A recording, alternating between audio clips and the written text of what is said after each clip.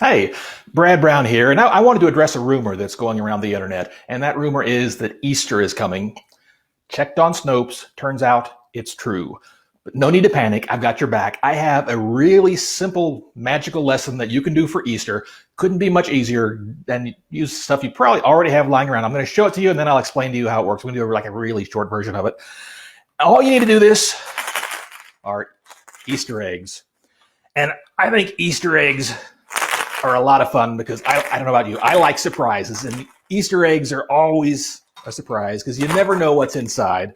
You might be able to guess, but sometimes it's chocolate, sometimes it's jelly beans, maybe a little bit of money. You never know what you're going to find inside. This one I'm thinking is jelly beans. Let me check. Oh, yes. We have jelly beans. Oh, there's a purple one.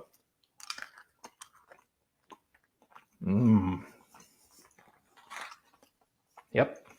Tastes like purple.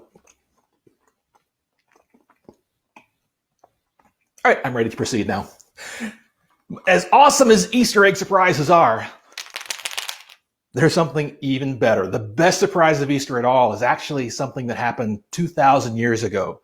You see, Jesus was God, but he chose to become a human being so that he could die in our place, to pay the price for the things that we've done wrong, to make a way for us to be able to be friends with God, for us to go to heaven someday.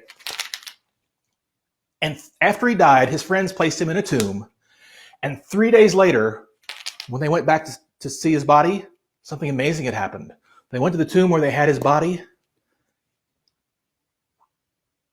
but it was completely empty. That's because Jesus rose from the dead. Jesus was alive. And he appeared to all sorts of people to prove he really was alive. And most importantly, that showed that he really was God and that he really did make a way for us to be friends with God.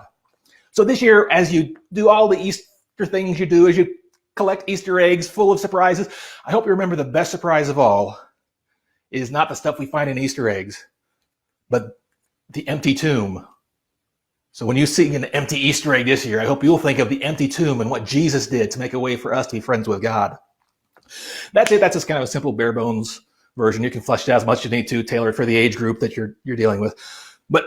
And it's not exactly an object lesson because I'm not doing like, here's jelly bean Jesus in the egg tomb, but it's just sort of it's kind of a visual aid while I'm talking. And hopefully it helps connect the important stuff of Easter to the trivial fun stuff so that, as they're doing their Easter egg hunts and stuff, that they'll be reminded of what Jesus actually did for us. And this could be fleshed out by doing as an introduction to more things. If you're doing resurrection eggs, this could work really well for the final egg, the empty eggs. You can start out talking about how Jesus' body was in the tomb. And on the second day, still in the tomb. But on the third day, when Jesus' friends came to the tomb, something had changed. The tomb was empty. And go on from there. And doing it is very simple. Magicians are often accused of having stuff up their sleeves. We pretty much never do. This is an exception. This works because this egg, the yellow egg, is the one I use for this. The yellow egg is empty. It's been empty the whole time. But when I want it to make noise, it can because I have a noisemaker up my sleeve. And my noisemaker, I just took a little egg, which I've taped to a rubber band, and it has a penny in it because it made more noise than a jelly bean in there. And if you don't have a tiny egg, you can use a pill bottle or any little plastic container you've got. You can put anything in it that makes noise, and you're good. So if you shake it with this hand, sounds like there's something in there. Shake it with this hand, nothing.